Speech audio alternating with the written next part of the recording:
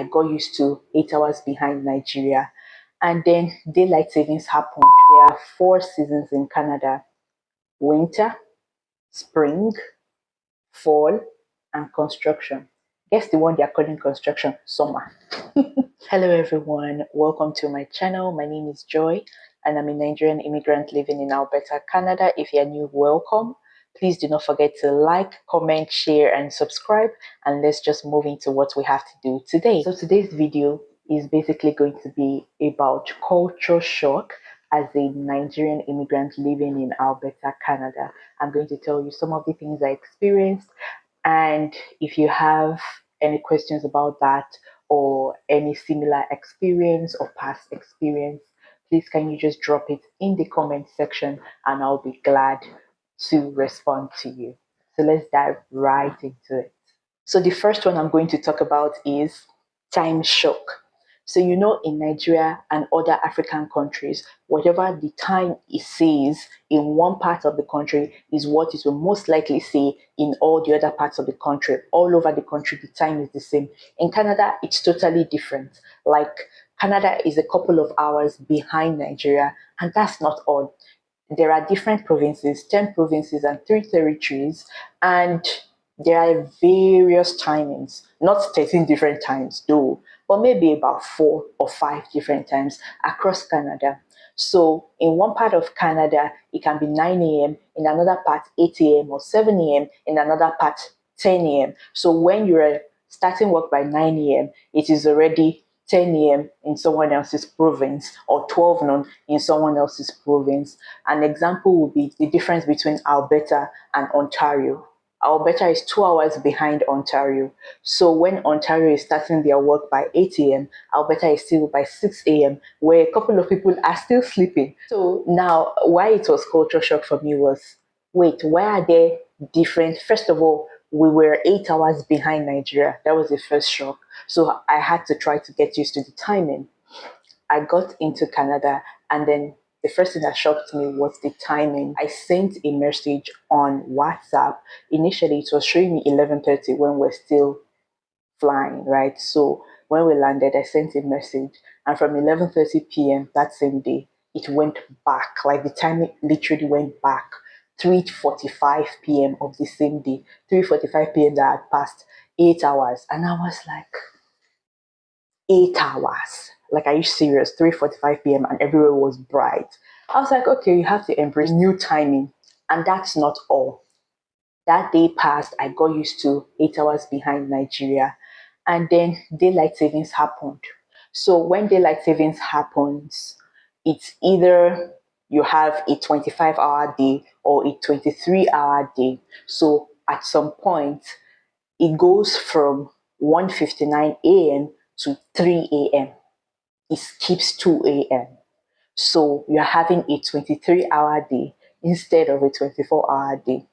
And when daylight savings comes again, it goes from 1:51 a.m. back to 1 a.m., not 2 a.m. It skips 2 a.m. once again. So it always does that between 1 and 2.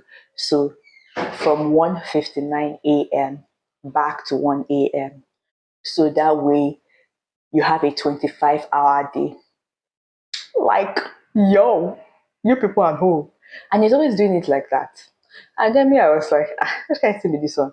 The first time I came, they were like, oh, do you know about daylight savings? I didn't understand the definition they give it. Right now, the only definition I have for it is that it just gives it a different timing at different times of the year. Between, say, October, November, and March, between November and March, Alberta is 8 hours behind Nigeria.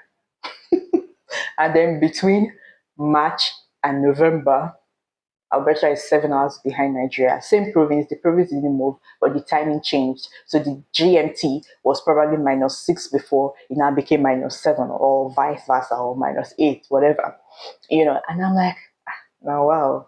Like, why can't you just maintain, not only is it 8 hours behind Nigeria, why can't you just maintain either 8 hours all through the year or 7 hours all through the year? Or maybe this year you're 7 hours, this year you're 8 hours, the next year you're 8 hours, not in the same year. You have 8 hours, 7 hours, 8 hours. What's going on here? It was really amazing. It was a very wonderful world cultural shock. So the second one I want to talk about is weather shock. One day I once saw a meme. I will see if I can find that meme again and put it on the screen. I once saw a meme that said there are four seasons in Canada: winter, spring, fall, and construction. Guess the one they are calling construction? Summer. Because you know, winter is cold and snowy, spring is almost like winter. So you can't really construct, you can't really do that much in spring. And then fall, snow has also started falling. Like fall is like when the leaves start falling off, getting brown, all of that.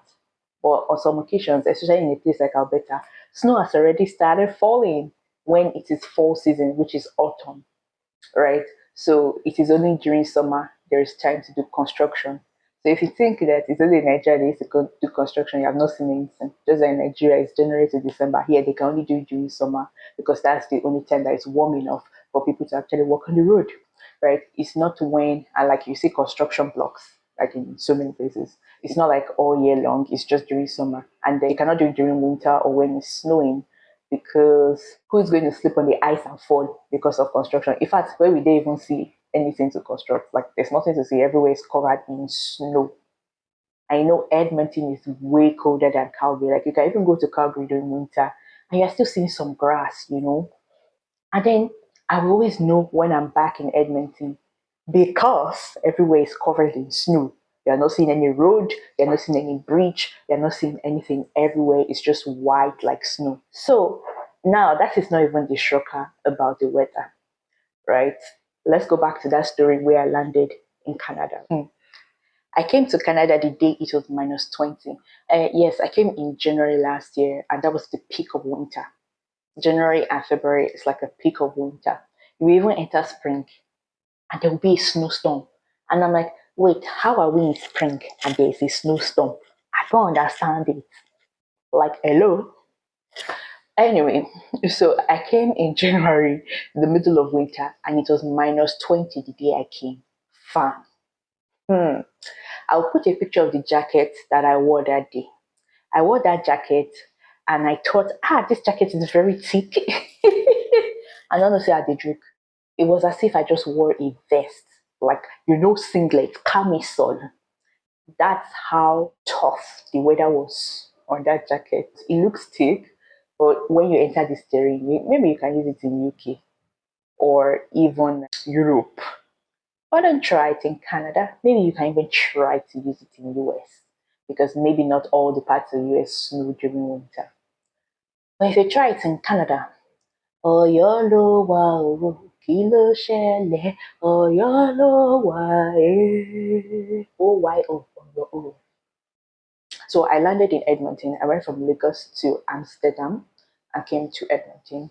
I landed in Amsterdam a few hours earlier before I got to Edmonton. And it was 0 degrees, and even with that jacket, I was freezing.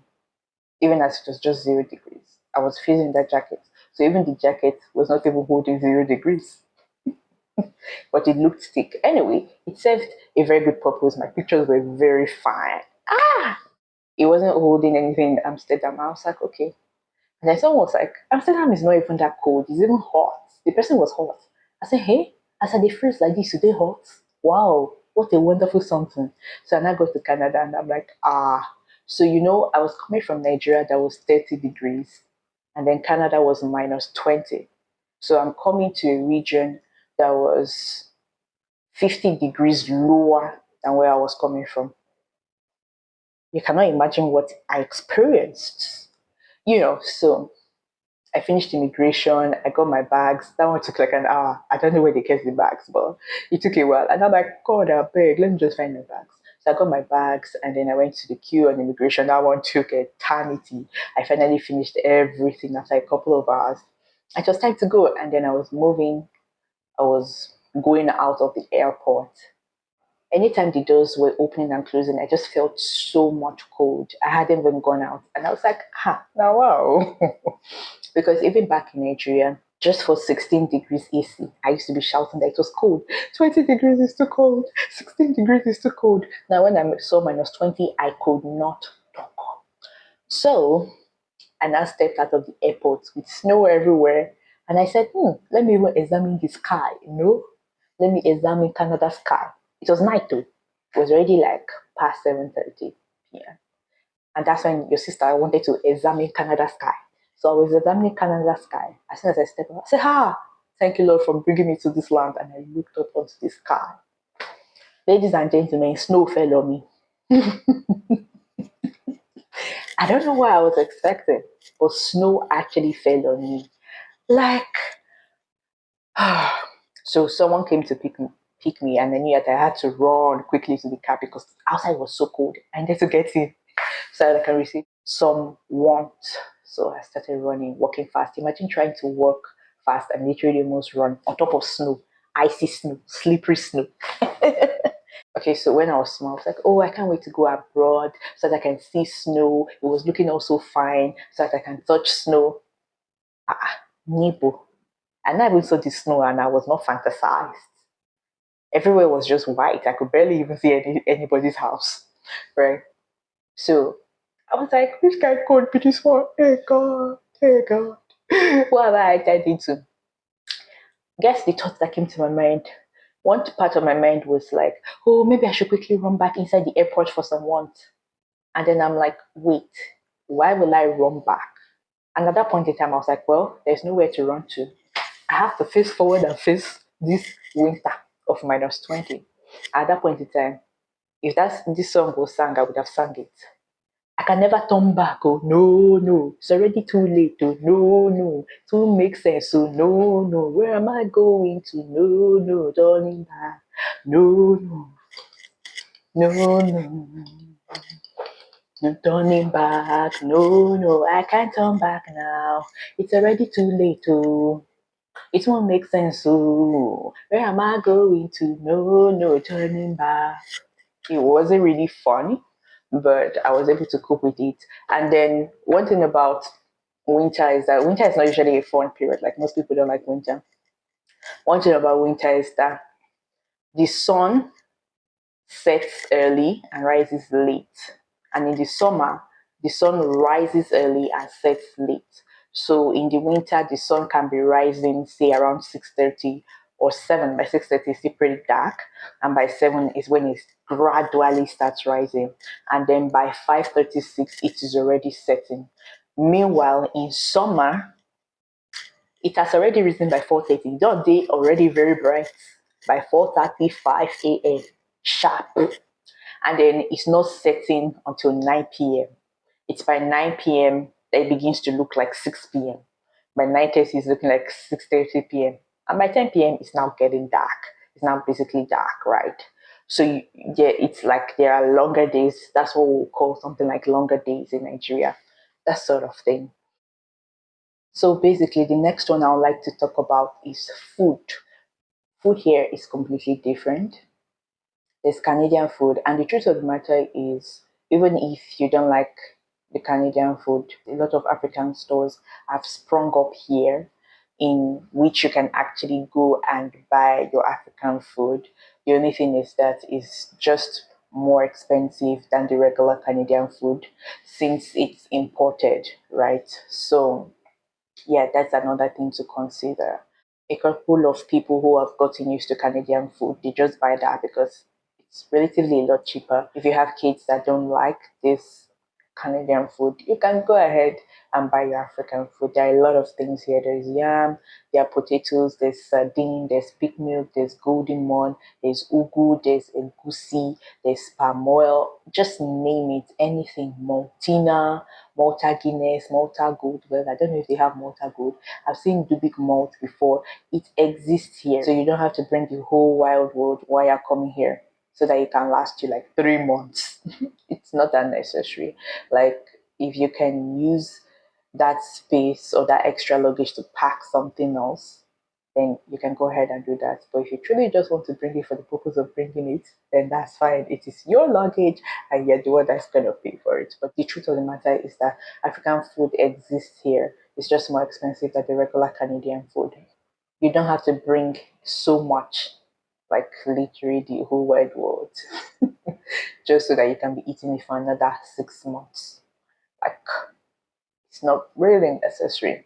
At some point, your body will just kind of like get used to the taste, right? To some extent, it just sort of gets used to the taste. Like, for example, pig milk is relatively on the high side here. So there is the liquid almond milk or other types of bottled milk or packet milk that people buy, right? That one is just like maybe like $4, that kind of thing, and it lasts you for as long as you want and based on your family size. But if you're buying pig milk, that's like $30. You see, $4, $30, you're still getting milk. Just that one, the first time you taste it, you'll be like, wow, wow, wow. But after some time, you'll probably get used to it, right? But then if you have kids that like pig milk, yeah, they can go ahead and buy it. Nobody's stopping you. Yeah, so food here is different. Like even when I was coming from Amsterdam, they upgraded me to business class for free. I ate a lot of food. And even as they gave me a lot of food, I could only probably eat maybe like half of what they gave me. Just because my taste buds didn't go with all of that food. I was like, oh, what's this? What's this? But right now, if I see those kind of Dutch foods, I'll probably be able to eat it. Because here I eat Thai food, Thai rice, Thai noodles, some Indian food, some food made from this, made from that. I eat different things. There's something they call, I don't know if it's Louisiana. Lasagna. Yeah, I think it's lasagna or Louisiana. See, whether not Louis or Louis, whatever, you shall know what I'm saying. As a bit chopper. Even pancake, I now know how to eat pancake. And pancake is so nice. It's so delicious. Just imagine. As I chop broccoli now. The first time I came and I was eating broccoli, I was like, what's this? But now I love broccoli. Like I can eat half a bowl of broccoli and there will be nothing wrong, right? I don't like absolutely love it per se, but I have no issue like eating a whole broccoli. The first time I tasted broccoli, I was like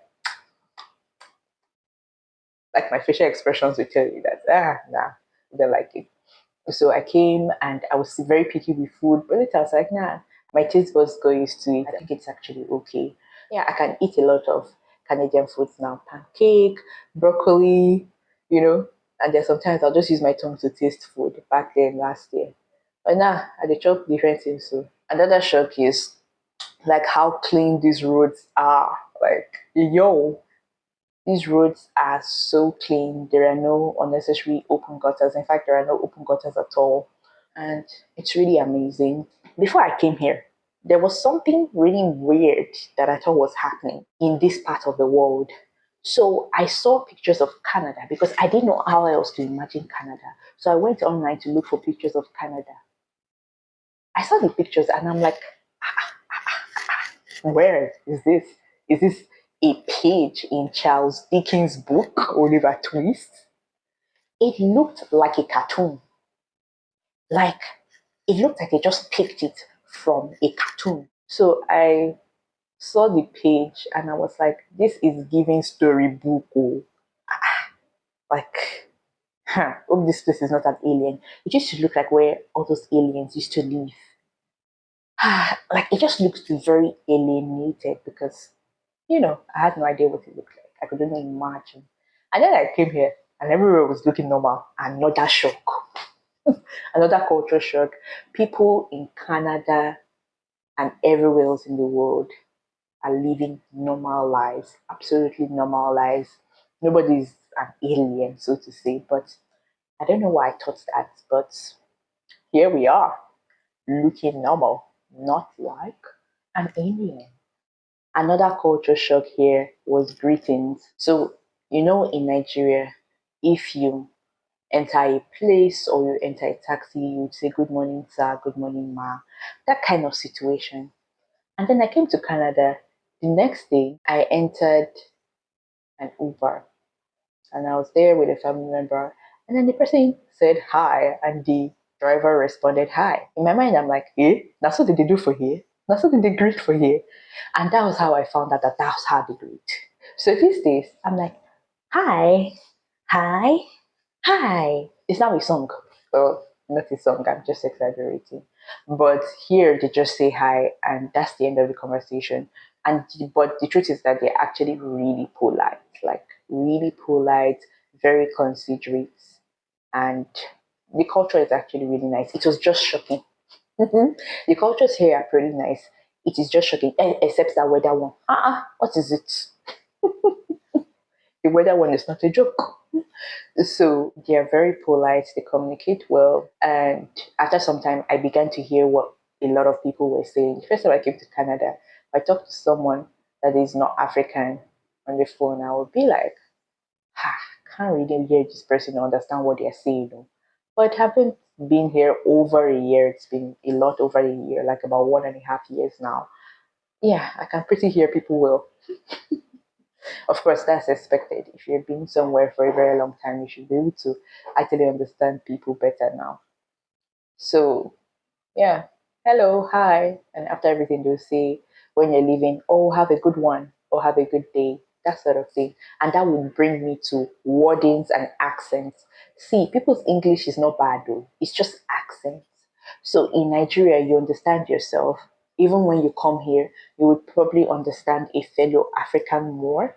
Not that you can't understand others with practice and actually hearing them out, you will eventually understand them.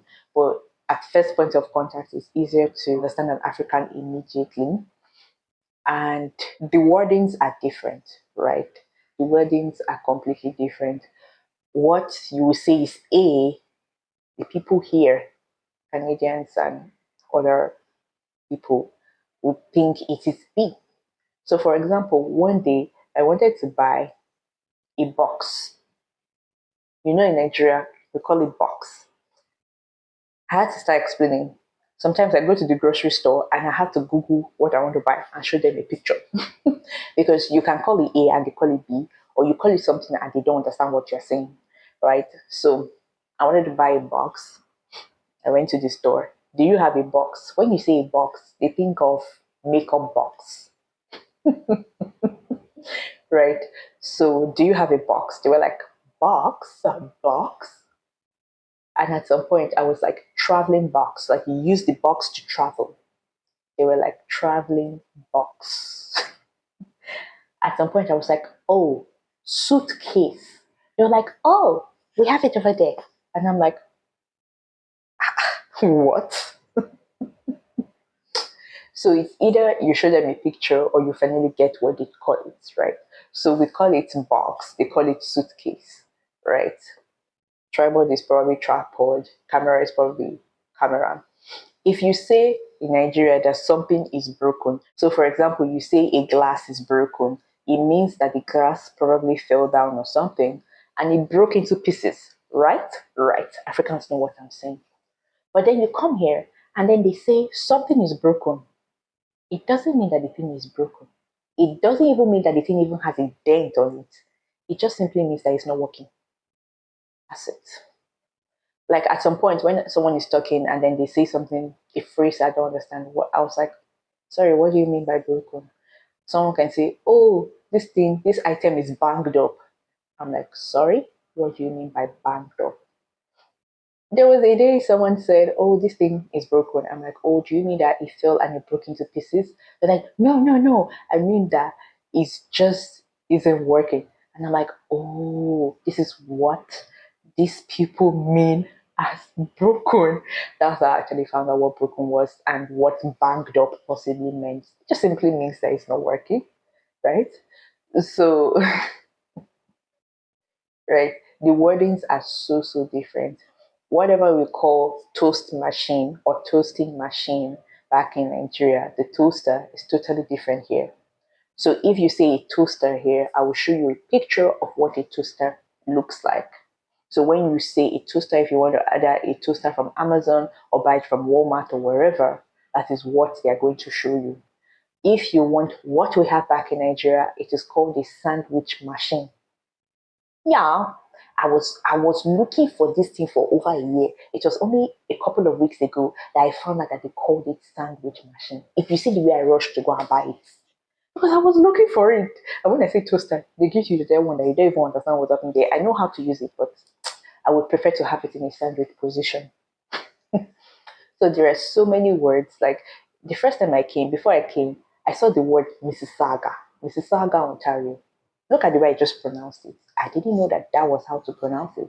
First time I saw it, I'm like, which kind of long name be this one? Who are even these people that are living inside this place?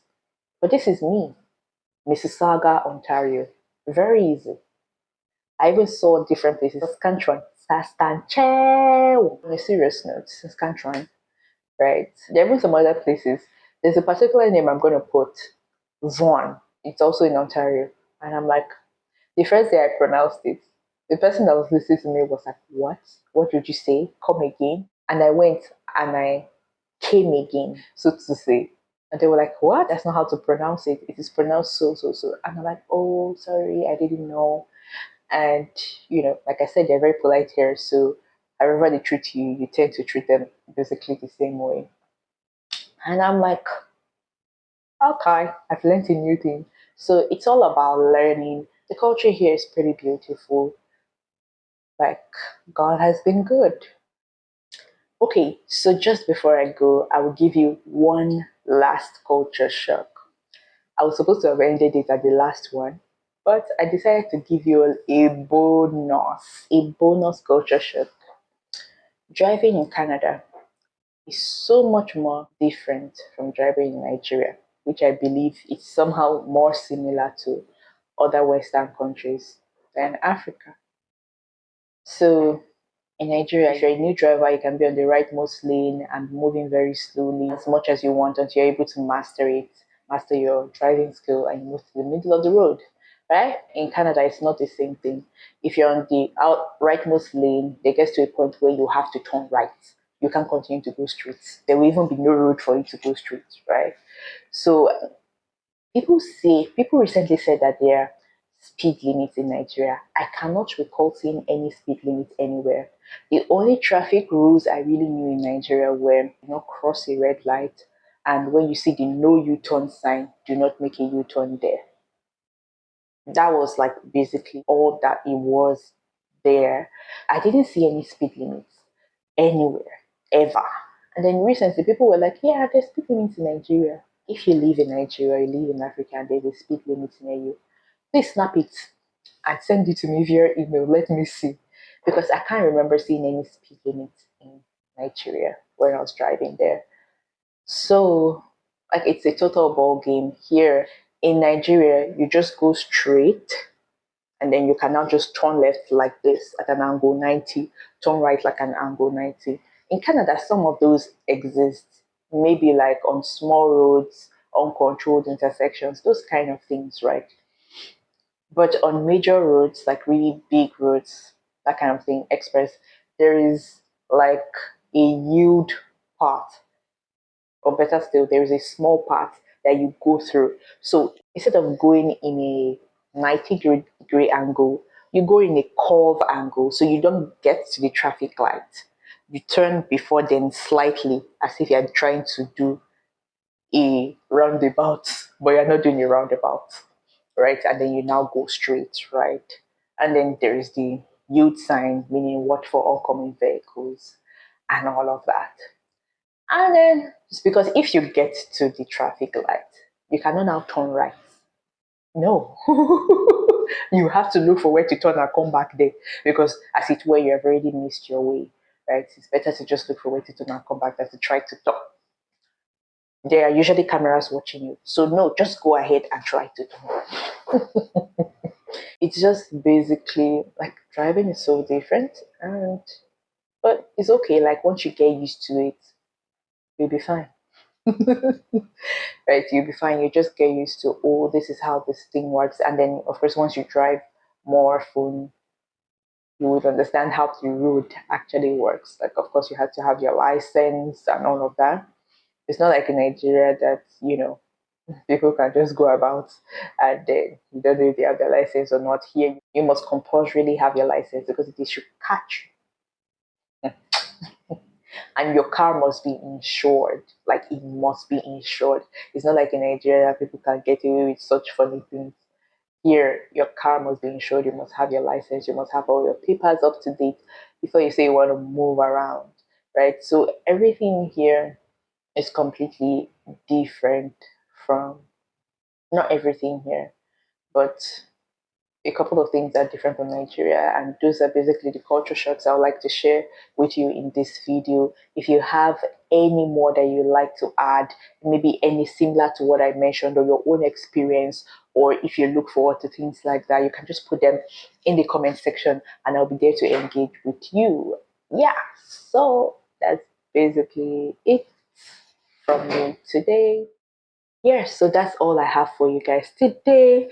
Please do not forget to like this video, comment what you enjoyed the most about this video, share this video with your friends, and of course do not forget to hit the red subscribe button if you haven't done so yet, and turn on the notification bell beside it so you can know when I post my very next video. I have a lot of exciting content coming up and I can't wait for you to watch them.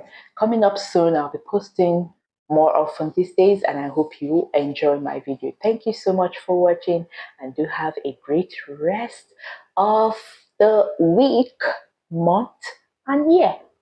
All right, I'll see you in my very next video. Bye bye.